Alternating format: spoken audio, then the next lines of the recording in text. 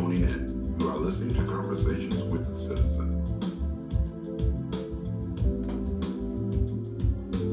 Hello, and welcome to another week of Get Your House in Order. I'm your host, Bren Sheriff. The information provided on this podcast is not intended to be legal advice, but to inform you of the importance of getting your house in order by making a plan that will establish and protect your legacy. We encourage you to seek a professional who can speak to your individual situation.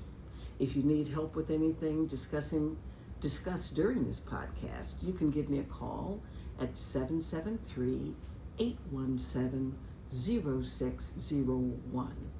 On today's show, we will be discussing final arrangements.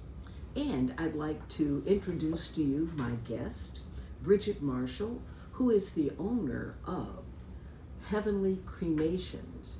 And tell me, Bridget, what is the address of your location? The address of Heavenly Cremations is 8138 South Cottage Grove Avenue, Chicago, Illinois, 60619. So you're right here in Chatham. Yes. Wonderful. We love to support, and I always say, as they say, if you got a lack, buy black. Yes. So we are looking forward to you sharing with us some of the things that we might not know about those final arrangements that we have. Mm-hmm. Because your occupation is one that is not customary, you're not a teacher, you're not a nurse, mm-hmm.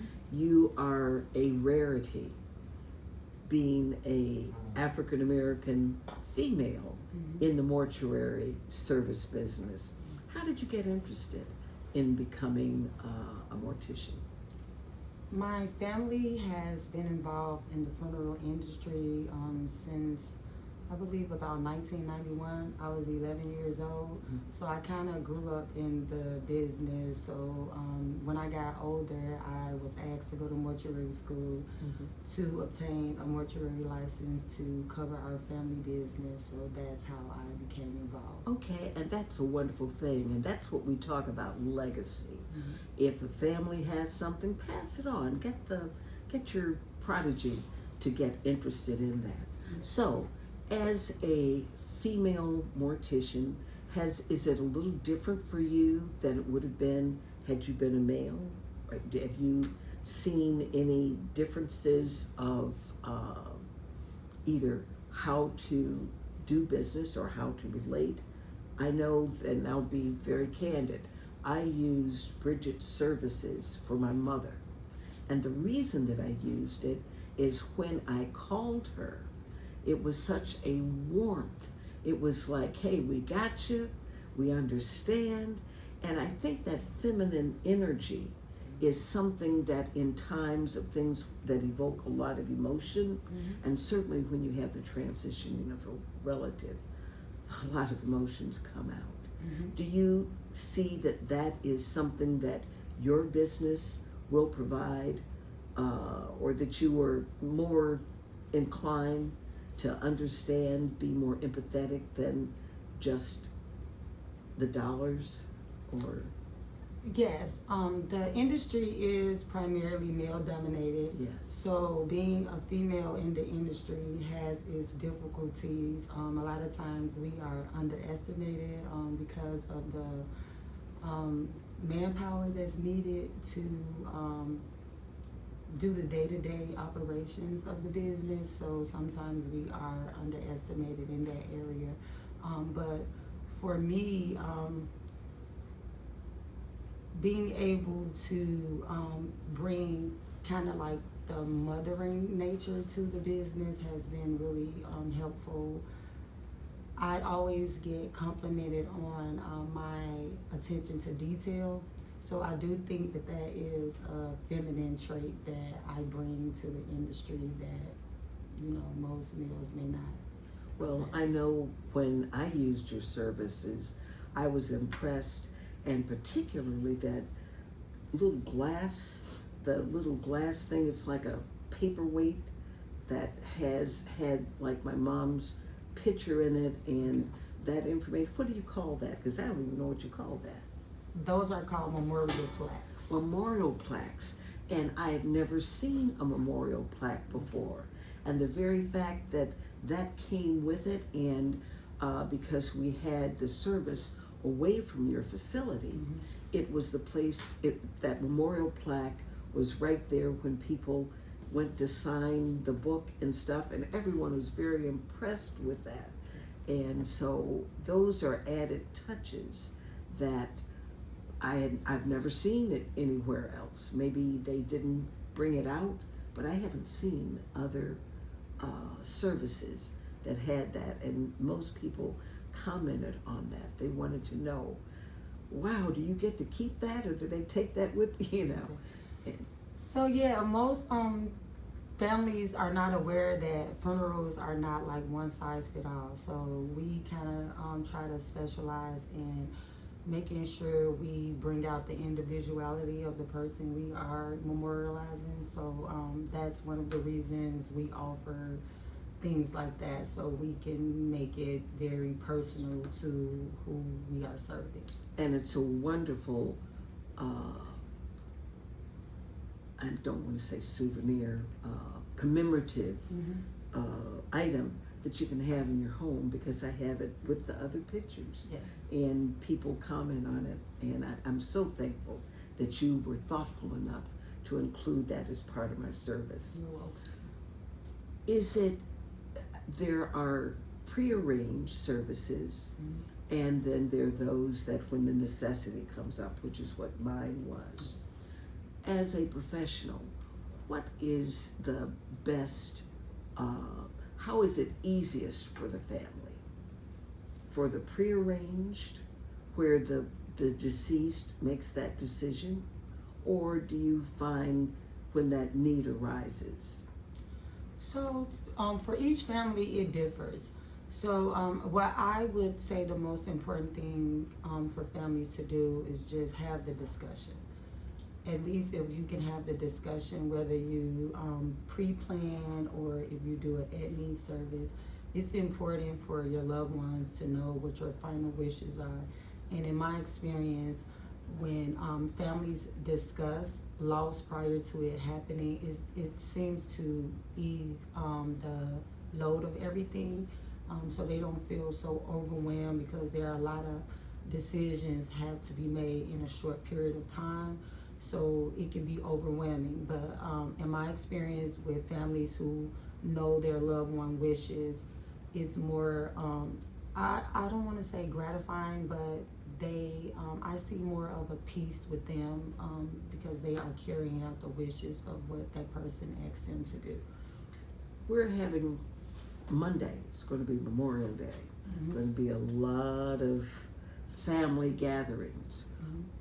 Would you suggest, or would you recommend that when families do get together, that it would be a discussion, that the older person should initiate that discussion for what is, and Memorial Day, you know, Memorial Day is actually the day that commemorates the decorating of graves. You know, when I was down south, they didn't have public graveyards, they had church graveyards, and that was the day that we went and pulled weeds and, you know, did things to decorate the graves, or to make sure that the graves were kept clean. Yes. And the area was kept clean. Is that a time, have you known people that during family gatherings that's where they do it, or should they just call the family together and just say, hey, let's get together, I want to share with you those things that I want? Well, I would suggest it doesn't have to be a family event where the entire family is involved. It's an important conversation for a mom to just have with her kids, or her kids to have with her. What are your last wishes if something was to happen? So I think the person who will be carrying out the wishes is the person that you should be discussing it with. So a lot of times I have one child, and I often bring up this kind of conversation with her. And although she hates it, but I know the importance of it, so I force it on her. As a mom, I think with me knowing what it's like once people walk into my office, it's important for me to prepare her, and I think I would be doing a disservice to her by not preparing her. Okay, so there are many other things as this column, getting your house in order, many other things other than the final arrangements. Mm-hmm. But being very specific to the final arrangements, can you give some insight as to what these conversations should have? Insurance policies, bank accounts. Can you give some insight that could resolve some of the issues that you've encountered that could be taken care of prior to that time of need? Yes. You could discuss issues as far as would you like to be cremated as opposed to being buried? Of course, having all your documents in a place where they are easily accessible, so your family could have access to your social security number and your insurance policy information. So just stuff like that is very important to have in a place where someone knows exactly where it is, so in the time of need, families don't have to go and tear a whole house apart trying to find their mom's social security number. And what I've witnessed is that's the case a lot of times. Everything is kind of like scattered all over the place, which I think that adds to the grief. Because they are so busy trying to figure out the technicalities of the funeral part. A lot of times I don't see them properly grieve until we are probably at the cemetery or something like that, because they have been totally focused on getting the funeral service complete. Getting the business Yes. together. So it would be helpful, and I have offered to those of you that would like a legacy planner. It will give you information. It's a little booklet. It's kind of like a workbook that you can write down what your final wishes are so that everyone will know it. I'm going to arrange to have some here at the Citizen that you can pick up if you would like. I regret I don't have any right here with me. Do you have those books that you would have that you can give to individual families that you have serviced, so that their next time of need for a family member that might help give them some direction or guidance? That is currently something we are working on to provide to our families, because it is such a necessity. So we are working to provide some kind of forms where you can write out your final wishes and just keep it in a safe place. Yeah. I'm probably going to be really stirring up some dust here, but particularly in our community, the idea of cremation has been a real bone of contention in some families. How do you overcome that?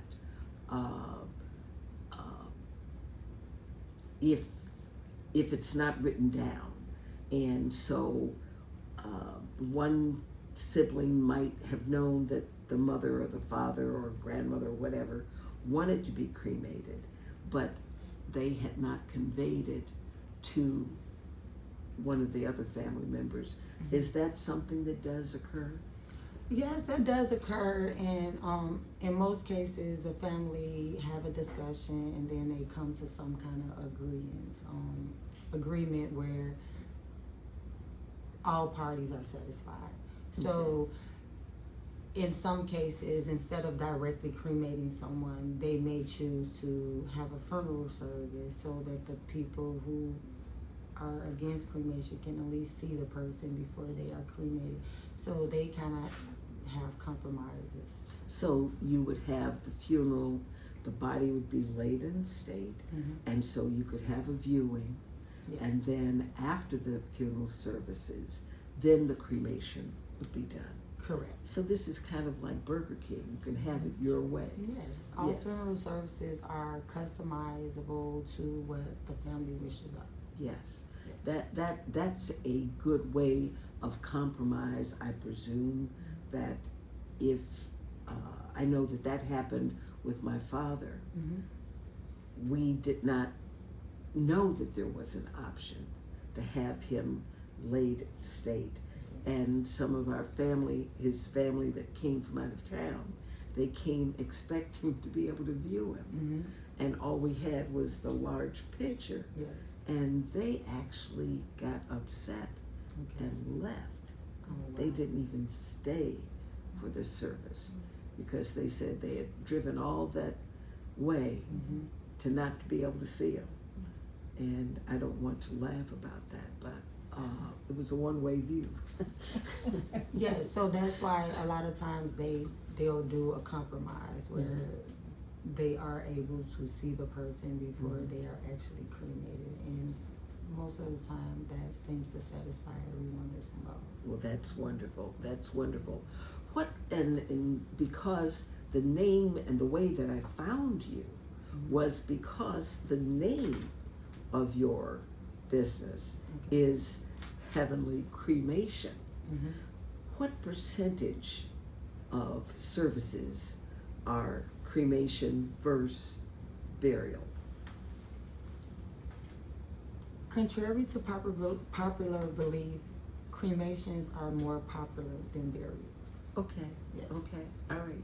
So, like maybe 80% of the people? I would say 60-40. 60-40? Yes. Okay. All right. And I can say that not only were your services wonderful, but it is so much easier on the family when you have the cremation than when you have the burial. There's just something different about that process, and it made it easier for those of us, and I've had both of my parents had made that decision that they wanted cremation, and my whole family, as I know right now, we are going to be cremated. No one wants to be buried. So the cost, I know there are possibly some differences in cost. Do you think that your 60-40, is it more based on just general wishes that this is how they want to have ashes scattered? Both of my parents, their ashes were scattered in the Gulf of Mexico, down in Galveston, Texas. That was my father's wish, was that he be buried at sea.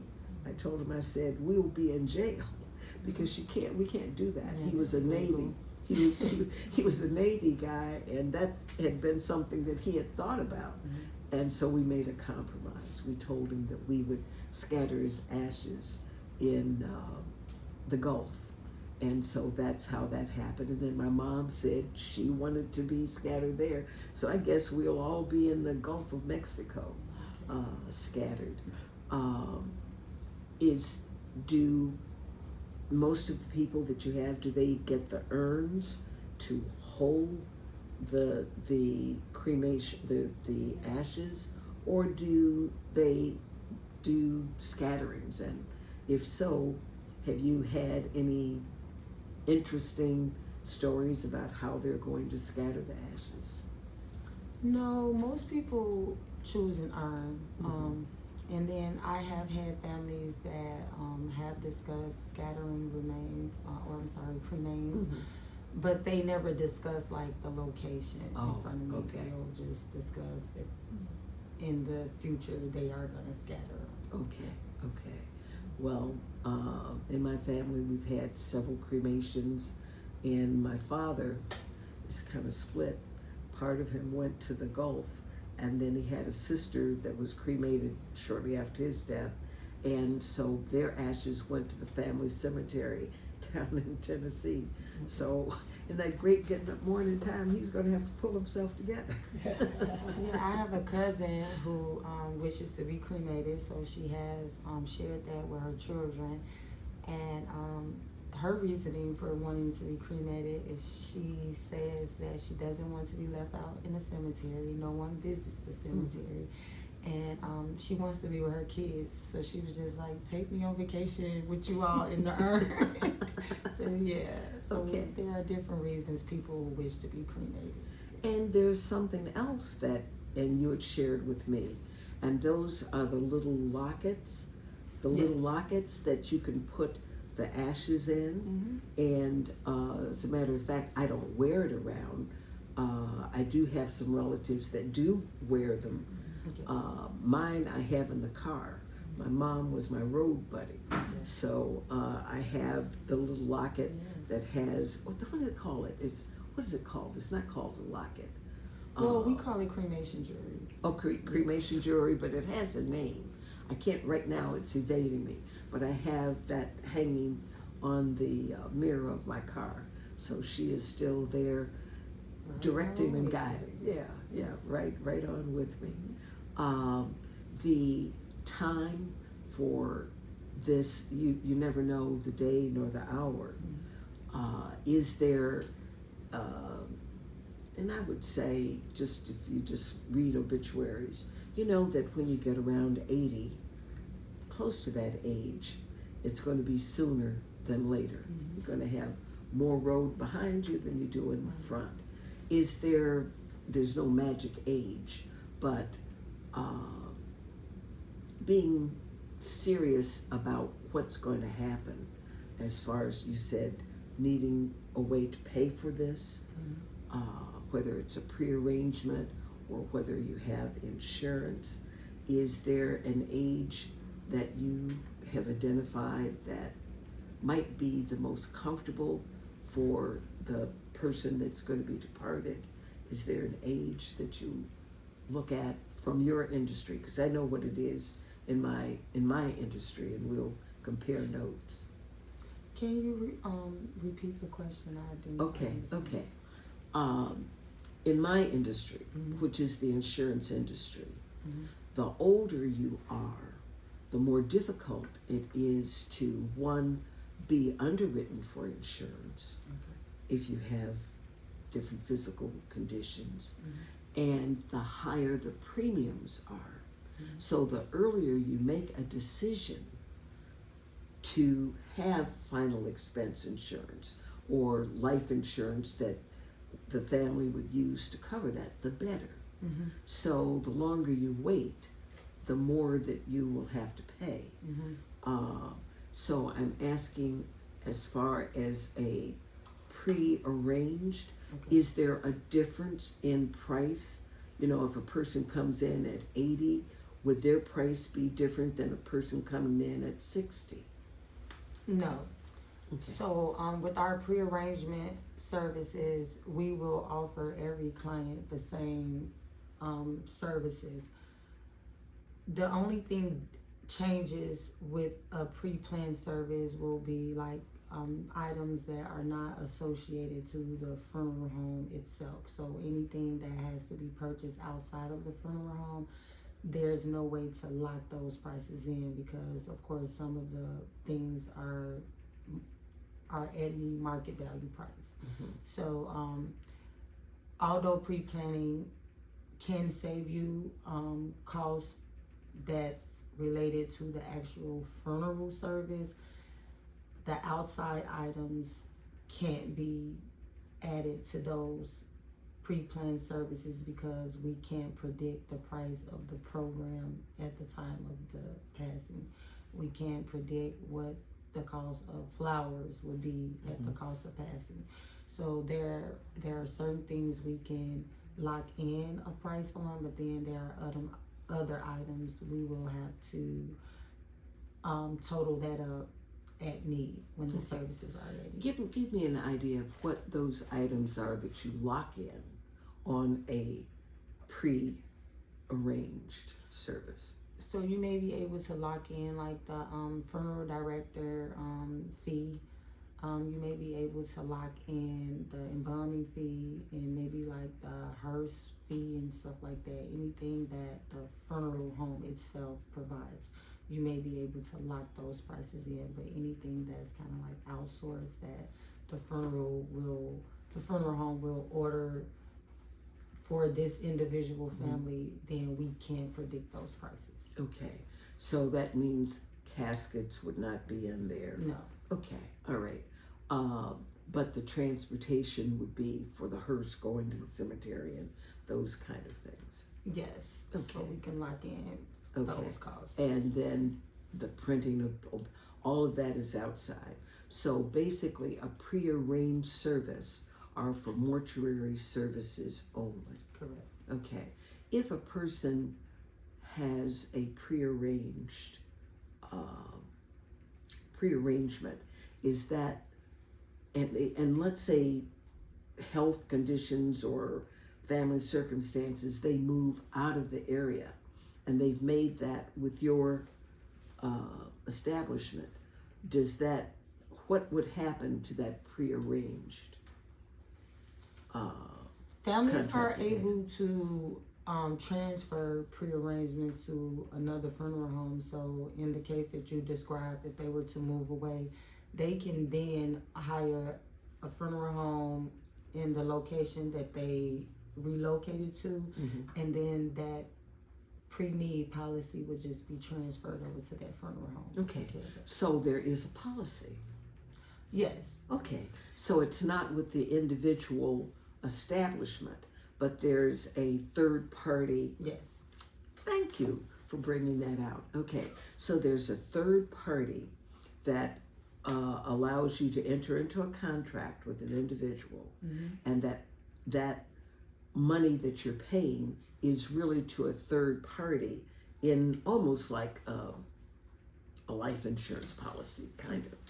Is Yes. it kind of like that? Yes, it's similar to that. So yeah, you will pay into the plan, and then the company, the third party company, will hold on to all the collected funds until the services are at need. And then once the services are needed, then that money is transferred over to the funeral home. Okay, I'm going to kind of play the devil's advocate here. If in fact a person has, and they make that decision to come to you and they do a prearranged, the monies that are paid, and I presume you can do an automatic pay, that you can have it set up where it will be automatically paid on a monthly basis. And there might be those that choose not to. They say, well, I'll just pay it when it's due.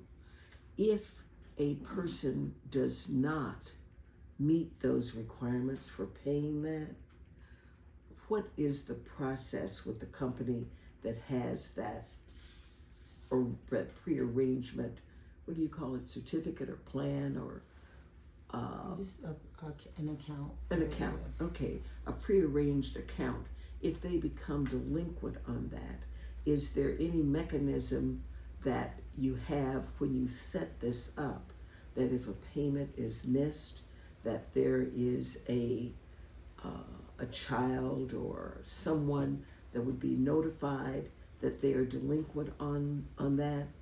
Do you have that type of arrangement, or? Well, I don't. I'm No, quite sure the but I'm saying companies the that company. collect Yeah, the funds yeah, will right. notify Okay. that a payment has been. Okay, Yeah. okay. So that is a protection, because that can happen, and that does happen often on insurance policies.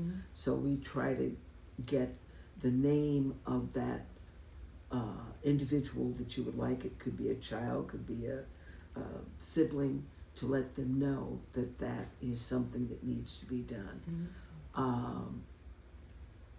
Are there any other things that you would like for us to know that the average person would not know, that would make that time easier for them?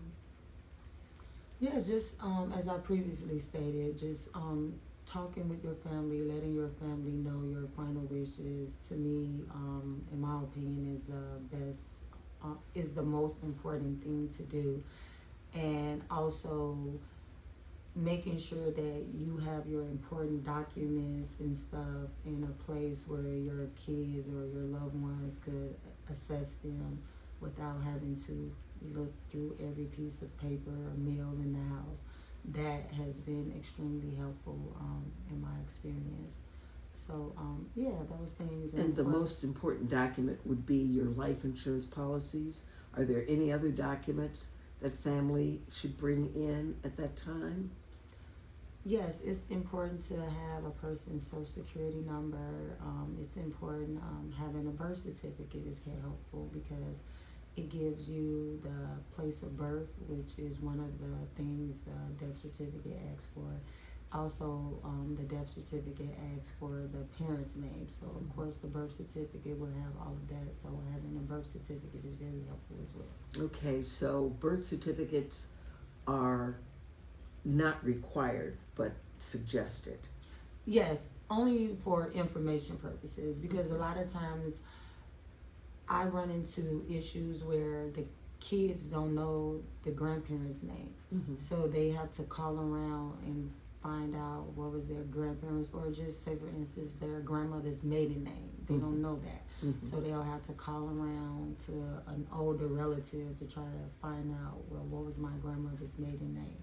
Because they would only know their grandmother by her married name. Mm-hmm. So it's just little issues like that where if you had a birth certificate, it's right there. It would have been right there. Mm-hmm. So if they don't have a birth certificate, and it can take a while for birth certificates if they're not born here in Mm-hmm. Cook County, they can do it almost same day. But if they're outside of that area, are the services then delayed until you can get the information required on the death certificate? No, any information that the family isn't able to provide, we will just list it as unknown. Okay. And then we can always amend the death certificate if Okay. later on they found it out and they wanted to add it to Okay, so there's always a ram in the bush, Yes. as they say, always an answer to be responded to. Well, it has been most interesting. I thank you for sharing this. This is something that we don't want to talk about in our families, but it is inevitable. Yes. As they say, we did not come here to stay. Mhm. We're all going to have that getting up in the morning time. Anything else that you would like to share with us? I just wanted to say I would like to thank you all for having me, and I also would like to thank you all for creating a space where we can have these important conversations, because I believe education and preparation are some of the greatest gifts that we can leave for our loved ones.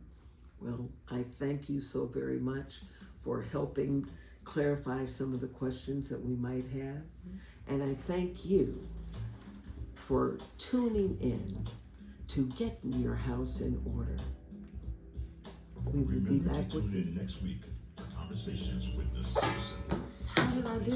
Real news